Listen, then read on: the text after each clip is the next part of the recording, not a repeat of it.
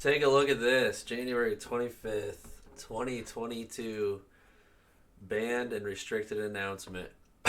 Excuse my voice. I got the vid. Yep. I got the vid. I haven't actually got my test results back, but I'm pretty sure I got the vid. But anyways, this is what is changing the economy of Magic the Gathering. It is changing as we speak. It'll be effective on Arena January 27th. It'll be effective in the Arena January 27th.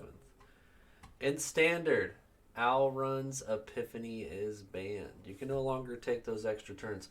However, I mean, it was already nerfed, so it wasn't really that powerful anymore anyways, but it's banned. Divide by Zero is banned. I can understand Divide by Zero a little bit. It's a powerful card. I mean, you can send something back to their hand, and you can learn. Oh my goodness. Faceless Haven is banned. I'm going to miss my Faceless Haven. I mean, they already nerfed it and made it a 3-3. I don't think they really needed to ban it, but it's banned in Standard. Luckily, I don't really play Standard anymore. I mainly play Alchemy, but you know. Legacy, Ravagan is banned. Whenever Ravagan deals combat damage to a player, create a treasure token, exile the top card of that player's library. Until end of turn, you may cast that card. It is so good. It is so good. Historic Memory Lapse is banned from Suspended. They suspended it, and then they banned it. Oh my gosh. Counter target spell. You can just counter a spell and then put it on top of your library. You can counter your own spell and put it back on top of your library if you want. Look at that. Teferi Time Raveler. This is the most exciting, I think, for people. Teferi Time Raveler is back. I see it all over my Twitter.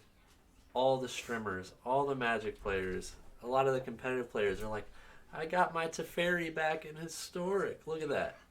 Teferi Time Raveler, welcome back.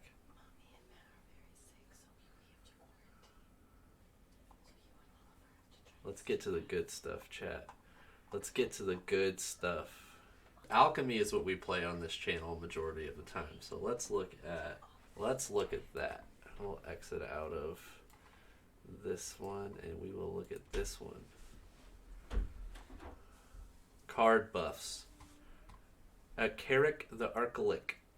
Aceric the Archelic. I think I said it wrong.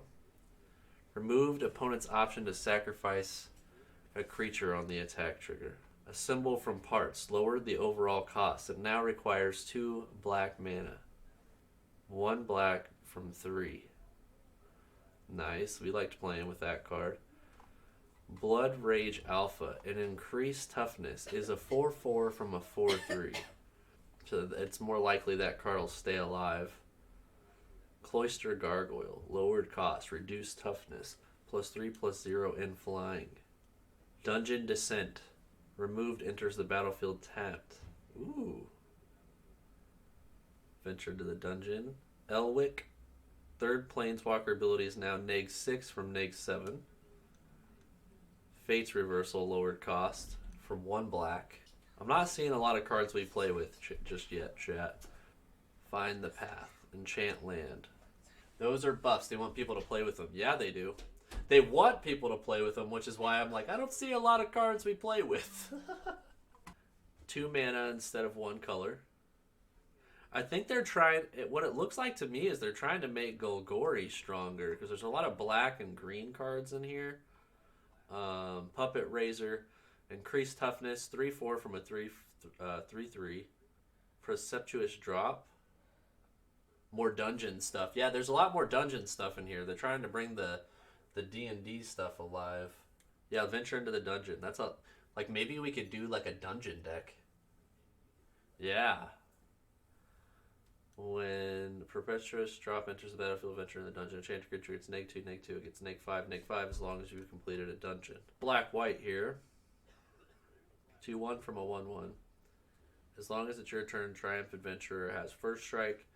Whenever Triumph Adventurer attacks, venture into the dungeon. There's not a lot of them, but I think there's enough. Well, let's look at the adjustments. So, divide by 0 is fantastic. And I think it's still a pretty good card, except you can't learn if it targets a permanent with mana value 4 or less. Now, I think Fearsome Whelp actually got buffed. They're saying it adjusted it, but this is definitely a buff. Because it has haste as soon as it enters, and its ability triggers on the upkeep. How is this nerfed? This makes it better. Because for 1, it has haste. It's a 1/1 for 2 with haste.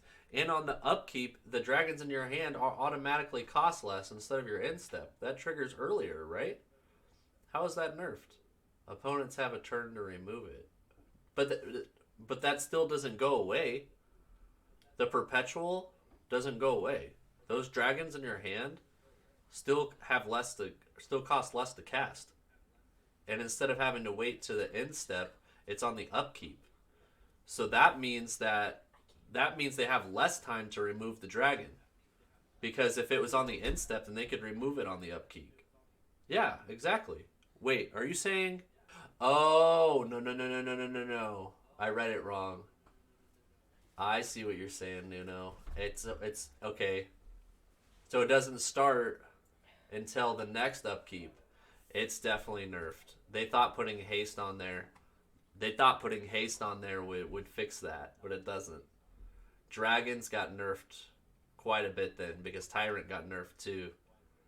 Alright, Hullbreaker Horror. They removed this spell can't be countered. So you can counter Hullbreaker Horror now. So that's good. So Inquisitor Captain gets nerfed hard. So with Clerics, it's not as good, because if you use Pyre and it comes out, the ability doesn't trigger, because it only triggers when it comes out of your hand. But does that mean Glasspool Mimic still works though? Because it enters from your hand, right? It should.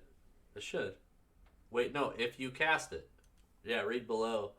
We are making it more difficult to overwhelm the board with Inquisitor Captain. As interactive cards such as Glasspool Mimic and Alchemy and Soul Herder and Historic made it difficult for creature-based decks to attack advantageously without relying on flying. Okay, so Glasspool Mimic doesn't work. Lame. Leer added during your turn to the flashback ability. Okay. So Leer gets nerfed. So they can't do anything on their opponent's turn. They have to do all that stuff on their turn. Remove Brushstroke. Remove life gain from sacrificing blood token. So it only drains your opponent. You don't get any life gain. Interesting. Whoa. Chill, dude. And then for Town Raiser, it only targets non-basics. So it doesn't target regular lands. That nerfs it pretty good. I mean, it's still a 4/4 flyer, but for 4. Wow.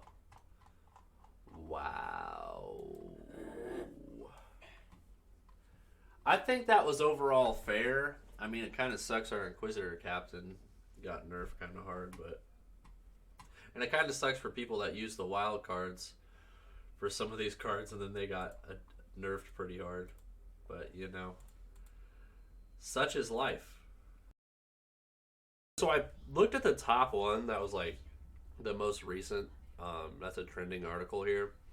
And this one's by... this was just from yesterday. By DOT Esports is what it's called. And it's here's every Kamigawa Neon Dynasty spoiler from the MTG preview launch. I don't think we're gonna read or look at every single one, but we're definitely going to look at some of the better ones, skim through some of them, look at some of the artwork. This is by Danny Forster, and I'm actually So I don't think I was around or was playing at the time, or I don't know a lot about Neon Dynasty or Kamigawa, because I don't believe I was playing Magic, or I may have just not been around for the last Kamigawa release, Neon Dynasty. I've heard some people say that some players that have been around for a while have been like, yeah, I'm really excited for this to come back. Well, I had never been around for this set. So I don't know much about it. I don't know much about the lore, and I'm not going to sit here and say that I do because I don't. But like with the animation, like the early trailer teaser that they gave us, and just showing everything that's in it, I'm really really excited. Mainly because I'm a weeb, so like I have an anime sleeve, as you know, and everything else, and I read manga. Mondays and Sundays, I wait for the new mangas for some of my favorite manga chapters to come out. I read those, and everything else. So, like, absolutely love anime. I love manga, and Robot Samurais is a really cool theme, and they have like a sci-fi, like rocket-looking creature, Pon they call it, and everything else. And I think all that stuff looks really cool too. So I'm really stoked that there's a set coming out that I haven't known anything about in the past, and now this is my first look at it. So it's like a brand new thing. It's something fresh for me, and the anime artwork and everything else is just absolutely fantastic. So this first card we're gonna look at here, this is the Wandering Emperor. So I'd always wondered what the Wandering Emperor was. I didn't know the Wandering Emperor was actually a human when I had first saw the card. So we never got to actually see what was under the Wandering Emperor's hat. You know, but the cool thing about the Wandering Emperor is that we didn't know what it was. It's like Kakashi in Naruto. He never takes off his mask, right? And then he takes it off in one episode, and everyone's freaking out.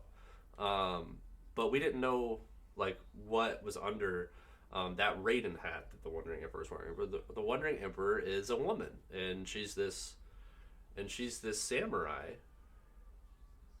We did know that the Wandering Emperor was a she. That's it. Oh, I did not know that. But that's cool. So here's my favorite part about, like, probably my favorite part about this card is that it's Flash. It's a Flash Planeswalker. But here we have a 4 cost, 2 white, 2 colorless Planeswalker with Flash. And as long as it entered the battlefield that turn, you can activate loyalty abilities anytime you could cast an instant. So check this out.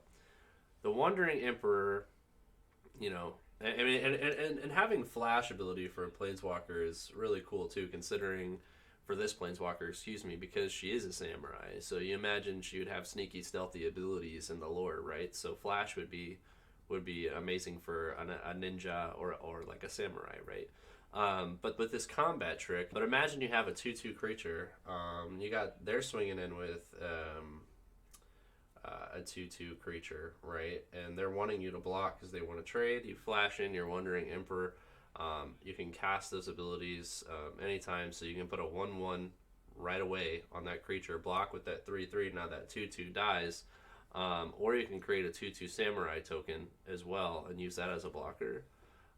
This also has the ability of removal with its neg2. Exile target, tap creature, you gain 2 life. I think this is a really, really good value card. And it's probably my favorite from at least the spoilers so far, the early reveals. But this is cool too. They have these separate arts for these cards. Like this one's really interesting.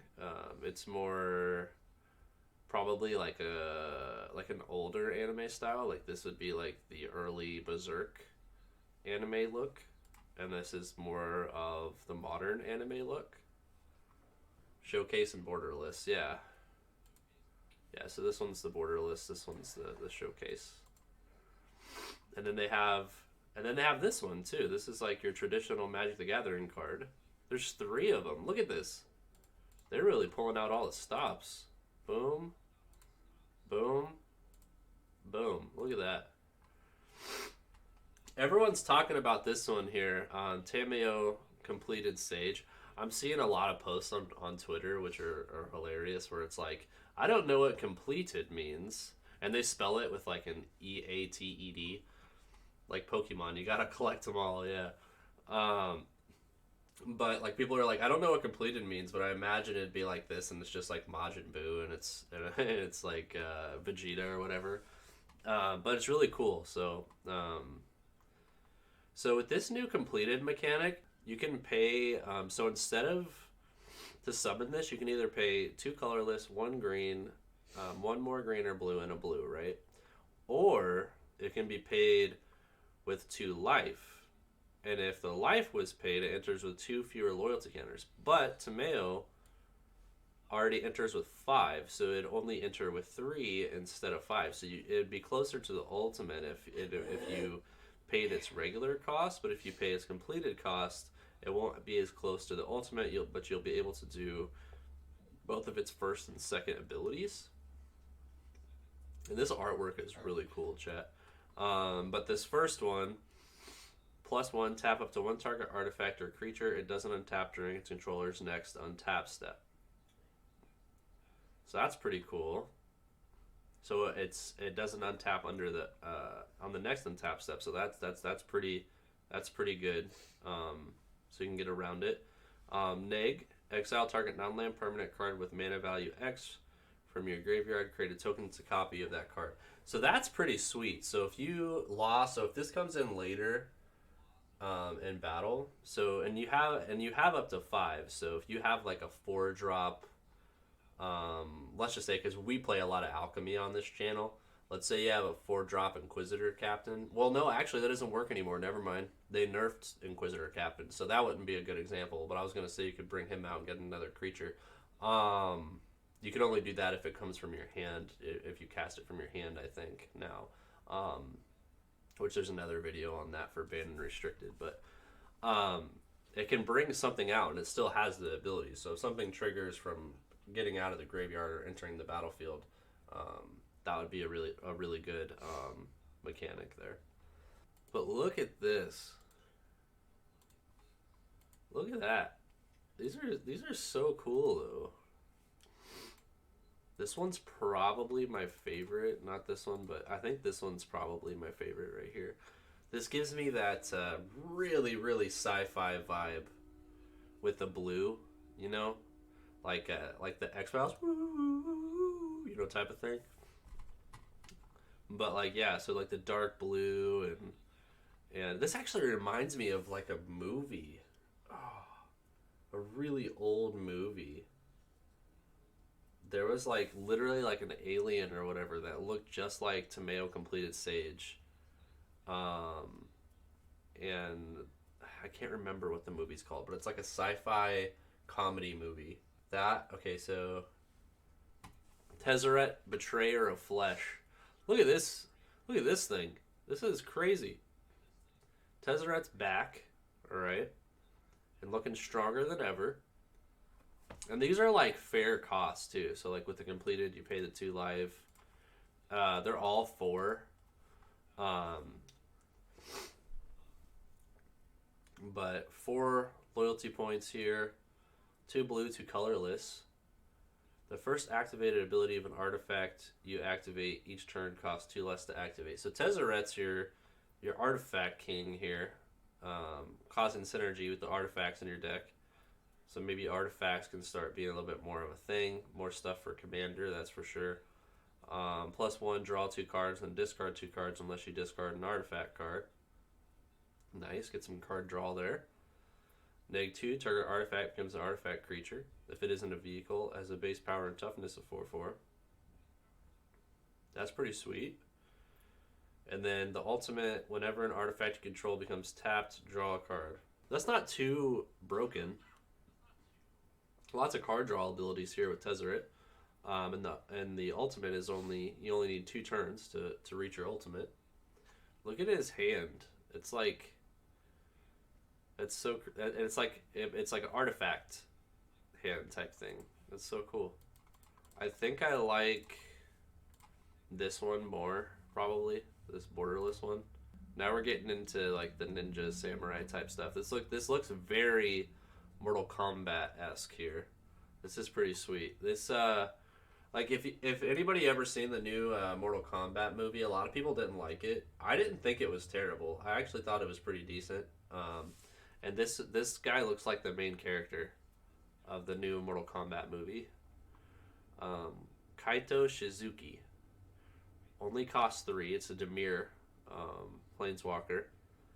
At the beginning of your end step, if Kaito Shizuki entered the battlefield this turn, he phases out.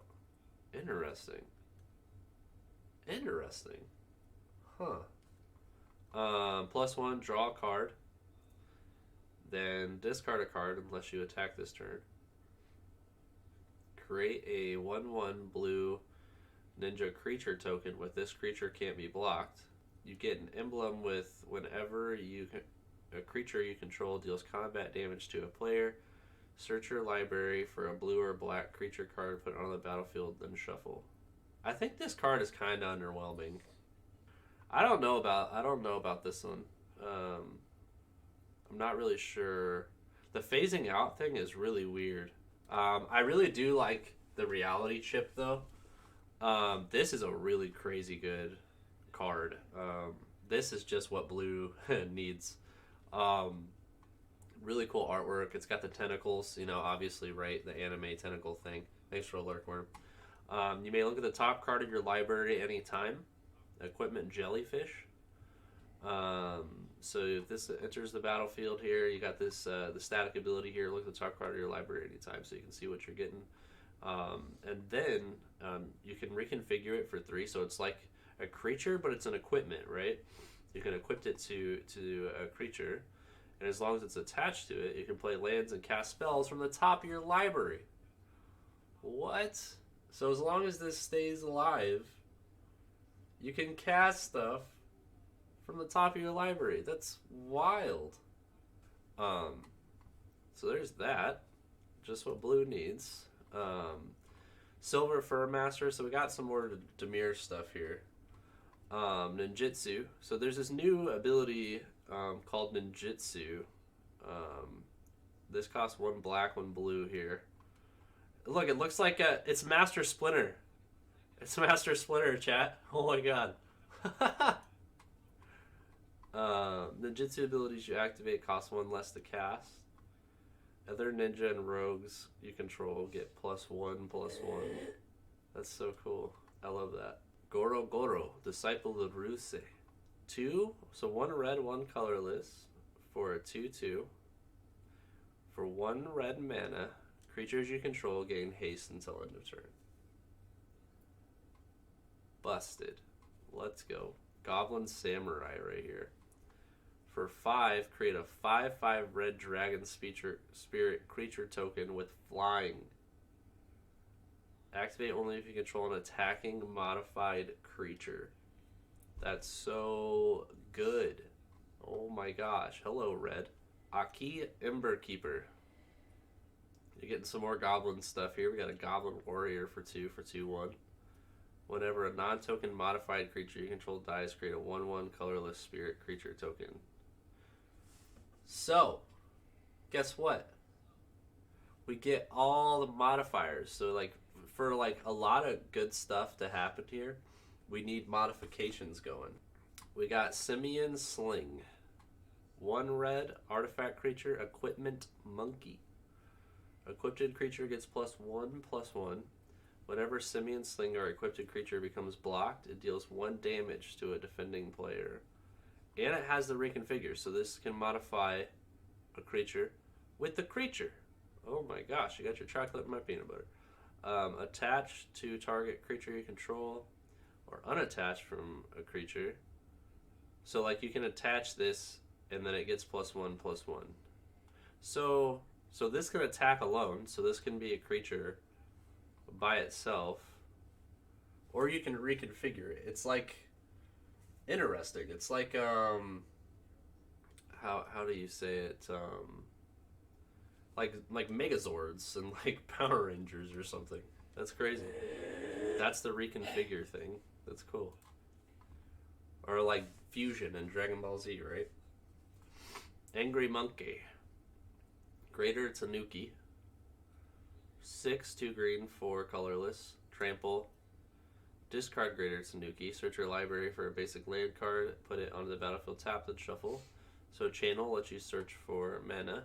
The standard. So these sagas, if I see one that's good, I'll stop. But I've already been watching some of these spoilers, and I don't think, at least for like what we play on this channel and stuff, I don't think sagas are really all that great in this set. I mean, this one right here, I guess if you like this Reign of Truth, like if you have a lot of artifacts and enchantments, like a Tezzeret deck type thing, this might be good. Ancestral Katana. Whenever a samurai or warrior control attacks alone, you may pay 1. If you do, you can attach the katana to it. It gets +2/+1. So this is good if you don't have the board swarm with creatures yet, and it attacks. You can attach this to it. It does a little bit more damage. So you're attacking with one of those 2/1 samurais. Now it's a 4/2. Does a little bit more damage. Moonsnare Prototype. So this is good for the artifacts as well. If I remember correctly, Tezzeret is actually an Izzet colors. It usually is Izzet colors anyways. So this is blue here. For those artifacts there, tap an untapped artifact or creature you control. You can add a colorless. And then if you channel for 6, discard that there. The owner of the target non-land permanent puts it on the top or bottom of the library. So maybe you could do a combo with this here? Maybe? To get more mana? Do like an infinite mana type thing in Commander or something? I just started getting into Commander, so I haven't looked at a whole lot of combos yet, but I know there's some broken stuff that they can do with stuff like this. So Imperial Subduer. 3-drop here for 3/2. Whenever a samurai or warrior control attacks alone, tap target creature you don't control.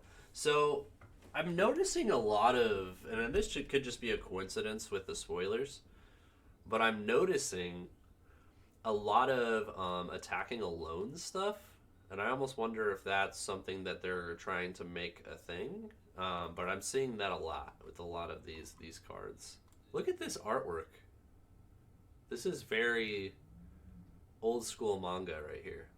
This is like a Neon Genesis type style. It has Menace. It's a 5/5 for 4. When Surge Hacker Mech enters the battlefield, it deals damage equal to twice the number of. Yeah, exactly, Trish. It really does. It deals damage equal to twice the number of vehicles you control to target creature or planeswalker in front of controls. So it's an artifact vehicle with a crew 4. So crew is a thing again, or they're trying to make it a thing again, anyways. This helps stuff like that. A 5/5 with Menace is pretty powerful. A Sushi. At Sushi the Blazing Skylight. We got a dragon here with some bones on its head. 4-drop, red dragon. It's a dragon spirit, flying with trample. So 4 for 4/4. When it dies, exile the top 2 cards to your library until the end of your next turn. You may play those cards. Or create 3 treasure tokens. Wow. Okay. I think red's got some good stuff, chat. Jin Gataxius Progress Tyrant.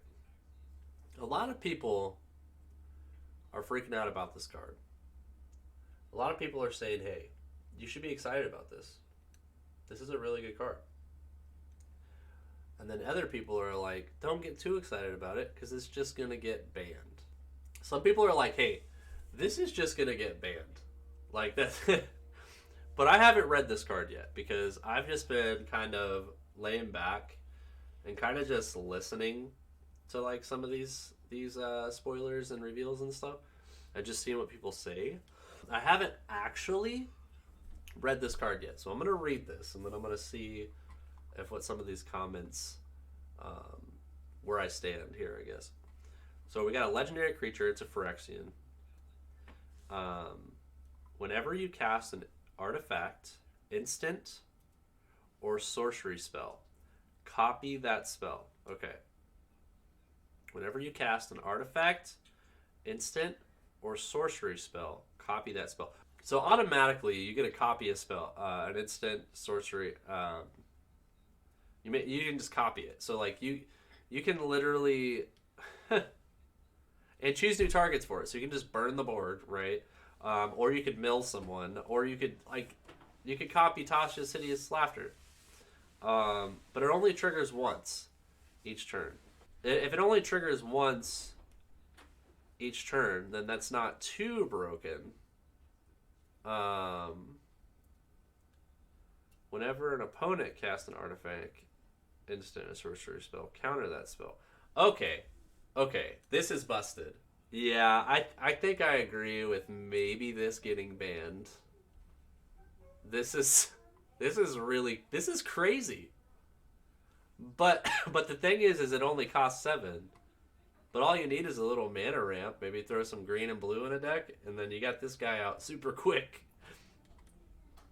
But if also you follow the command zone rules, you play this as your commander, you're countering your opponent's stuff and you're copying your stuff, that's pretty crazy.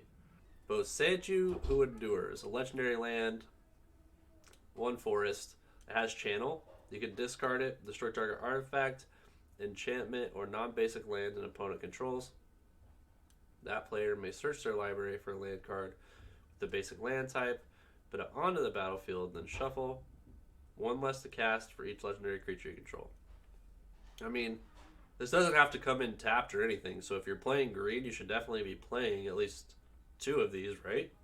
And back to the Wandering Emperor. Alright. That was our revealed spoilers. I think the ninjutsu mechanic's pretty cool. I'm really liking the new Planeswalkers, especially the Wanderer. This is probably my favorite card. Jin's probably going to get banned. The artwork's pretty crazy. The completed mechanic's kind of cool. But yeah. If you're playing green, you should play this green land. Hazmat 2022. Exactly, Christmas. That's what I'm trying to tell everybody. I've been trying to pass this knowledge along so people will know, you know? You know what I mean? If you're not playing green land in a green deck, then how do you cast spells? No, I'm just kidding. Love y'all. Thanks, y'all.